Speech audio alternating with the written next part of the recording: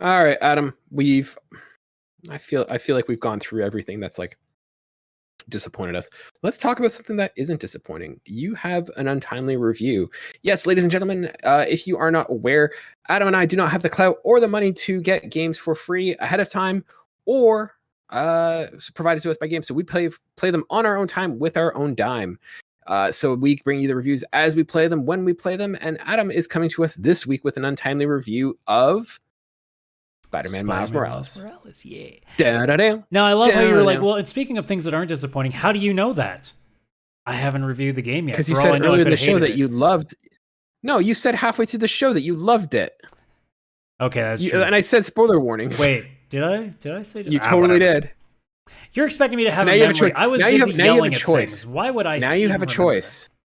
You can either make me a liar and lie to the good folks listening, or Kaylan was right. He's a menace.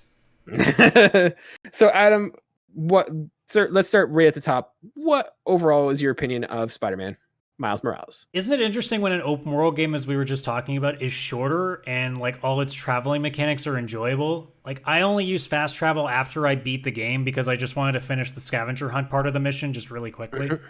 Mm-hmm. Also, I'm really annoyed that Spider-Cat doesn't exist until after the story. That makes me really sad because I could not have... Yeah, right? I could not... Look.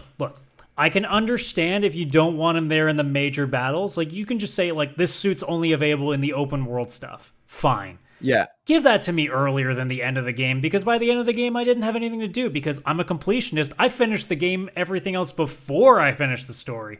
So basically, all I could do was just fight random people with Spider-Cat. Like, what's the point now? So let's start right at the top. Let's start with the story. What did you think of the story of Miles Morales? It was good. Like, I wouldn't put it at the same level of the first game. And I think that's because, obviously, I have a lot more memory of the characters. And, like, Miles Morales is mostly an anomaly to me. I haven't gone too deep in it before. Now that I've played this and watched Spider-Verse, now I'm a little more aware of what goes on with all this stuff. I mean, the story itself is perfectly fine. It's serviceable. Like, I'm not blown away by anything, but I also wasn't, like, angry at any of the choices they made. Apart from the cliche, like, person sacrifices themselves at the end of the game. And I'm not going to spoil anything beyond that because I know there are some people that still haven't played it yet. But, like, other than that cliche, nothing really bothered me in that game. It was just a simple case of, like, okay, here's Miles... learning the ropes, or I guess the webs in this case, and just going on dealing with his own mission, and ends up turning into something big towards the end. And villains were fine. The story was decent. Like the voice acting was pretty solid. Like everything was just perfectly fine. Like I wasn't blown away by anything, but I also like enjoyed my time with it the entire way through. Yeah, see, I'm with you for the most part. Like I felt that the story was a little. I don't know, it was missing something. Like, I felt that... It could have used a big villain, but at the same time, they're all technically in jail at this point, so what do you use without going into, like, the symbiotes? But the thing is, and I know that this is just, like, a half step, in that we will most likely get, like, the Green Goblin and Venom in the next one, hopefully. But I think they had, like, two sort of villains in this, and I feel like they probably didn't need it. Like, for a game this short, they probably should have just stuck with one villain and just flushed them out. I think having both, and I'm not going to get into which was which, was just kind of, I don't know, unnecessary, and it kind of just took away from the game itself. I would have liked to have seen the game a little bit longer and flesh it out a little bit more. The other thing is, I felt, did you find that they used the world map enough? Like, I'm of the mind that it was like the jam was spread too thin on too big of a bread. Like, I felt like something like Miles Morales, with it all being about him being Harlem Spider-Man, I would have liked to have seen him focus and stay more in that neighborhood. I didn't really have an issue with the world itself. I thought that there was enough to do to at least, like, not bog me down.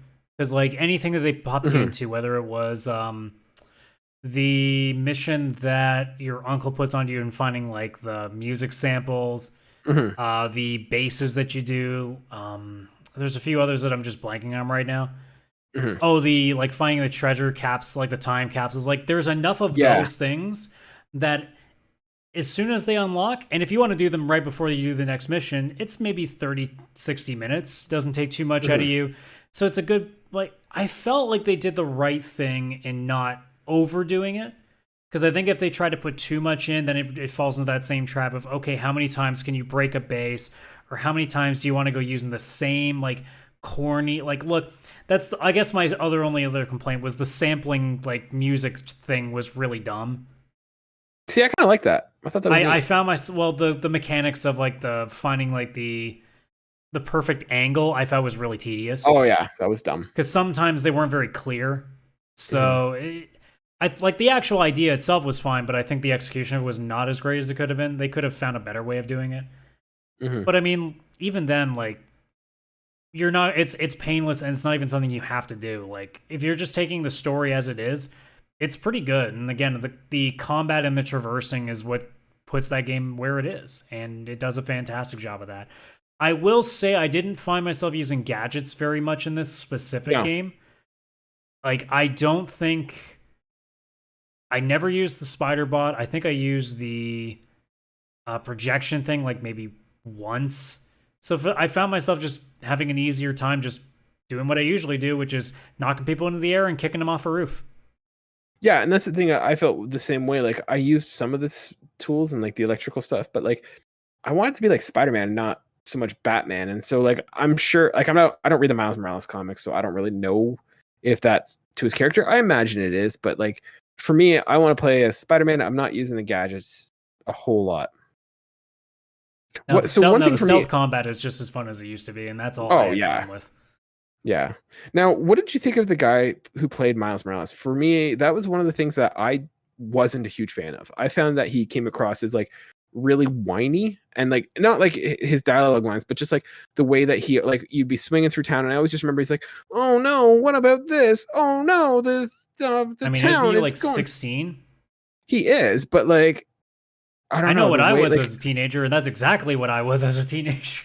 I know, I get it, but like for me, it was just I found him like whiny, especially when you consider him to Peter Parker. And I know Peter Parker was a totally different character, a little bit more experienced, but I felt the constant whininess of him was just kind of annoying. I didn't find myself getting too pent up about that. Yeah, mind you, I was too busy listening to Jonah Jameson podcasts to care. Those are the best. I love how he challenges the new podcast girl to a debate. Like, she goes, "Debate me, bruh," and he goes in there and just immediately loses and is like, and just walks off. Yeah, it was perfect. Jay Jonas, he's the best part of that game. What do you think of like the performance in terms of like, you know, did you go graphic? Like, did you play it after they did that update where you could get like ray tracing and 60? Yeah, I had the 60 frame ray tracing. I played it in full performance or full graphic mode. I didn't notice too much of a difference, so just having the 60 frames again make perfect sense to me. So, but I mean, again, we're talking, you know, I'm also playing on a smaller 4K TV because I have like a 27-inch monitor here. So I mean, it's fine. Like, I guess if I played on the big screen, maybe I get a better idea of it. But again, like, it wasn't blow me away graphics, but we have to keep in mind too that the visual style isn't lending itself in the same way that something like, say, Horizon will soon, or God of War. There are some games that just it's going to look even more obvious. Or Ratchet for sure. But also Ratchet was specifically made for one console, so I guess that's another anomaly. No, but I mentioned the fact like it's a cartoon, like that was the thing. Yeah, that benefited as well. There are certain games that are going to lead itself a bit better. I don't know if this is really the one because I mean, it looks like reality to us, so we're not going to look at it very special. Whereas something fantasy is going to look a lot better in that kind of graphics because it's stuff we don't normally see and colors we don't normally see. Seeing New York looks cool, but it's New York. Yeah. So like graphically, it didn't amaze me, but I don't think I was looking for it to either. Yeah, the best that they can hope for is it's going to look like New York, and we've seen that. So. I mean, Spider Cat looked like a cat I wanted to pat. That's all I asked for.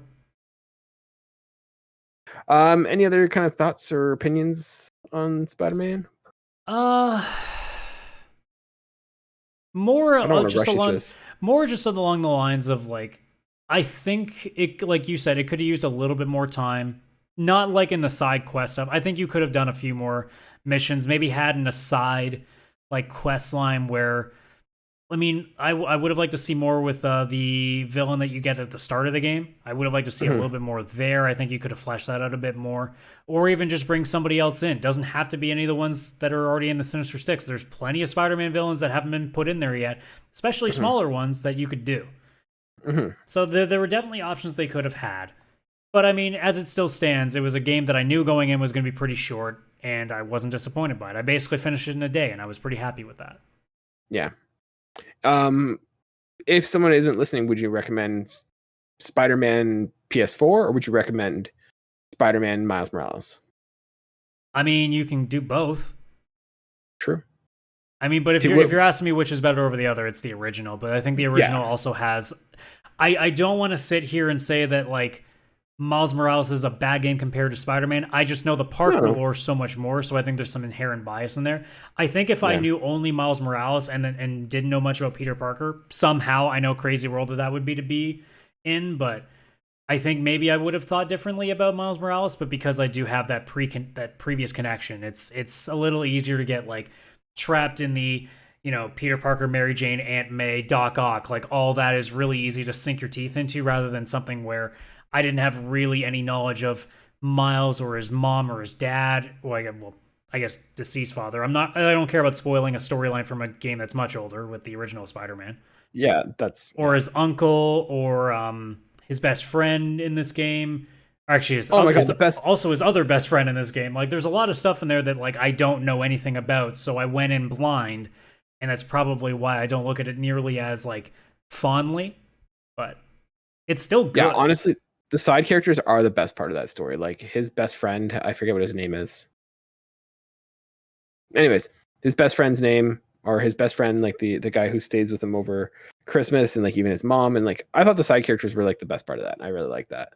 Yeah, they did a great job with the side characters for sure. So I guess to finish off, to give that a score, it's a pretty solid 8. Like it's a great game, and again, it doesn't outstay its welcome. That's what probably makes it a lot better too. It's because as soon as you're in, and by the time that you're ready for more, it's just finishing. So you know you're wanting for more, and whenever the next Spider-Man comes out, that'll be it. Yeah, I'd probably rate it a little bit higher just because I think Sony also did a good job in knowing what to charge for this. Like I think charging, I think it's $50. I mean, I console share it, so I didn't pay shit. All right, well, it's at a reduced price, and so I think that's really was a smart idea on Sony. Like they knew what they had there, and I think they priced it perfectly. So I more just go like 8 is as high as I can put a game that didn't like blow me away. That's kind of how I look at it. Yeah, it's hard for me to like put that in comparison because like that was the first game that I played on the PS5, and it was just, oh my god, this is the next console. Like one thing, I don't know if it was free, like if this was for you, but like because the DualSense was so new and we had the haptic triggers, my fingers were sore for the first couple days swinging because like you have resistance when you're trying to shoot them. And yeah, like, no, I got used to that because of Astro's Player, and my hands legitimately went numb after the first 5 minutes of playing Astros because I wasn't used to that rumble. Exactly, yeah. So no, I'm glad you like it. Any sort of closing thoughts on that game? Can't wait for the next thing.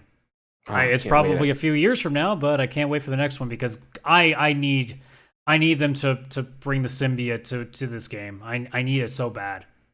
Yeah. Oh yeah. Having him, I'm more excited for Green Goblin. I think Green Goblin's gonna be awesome.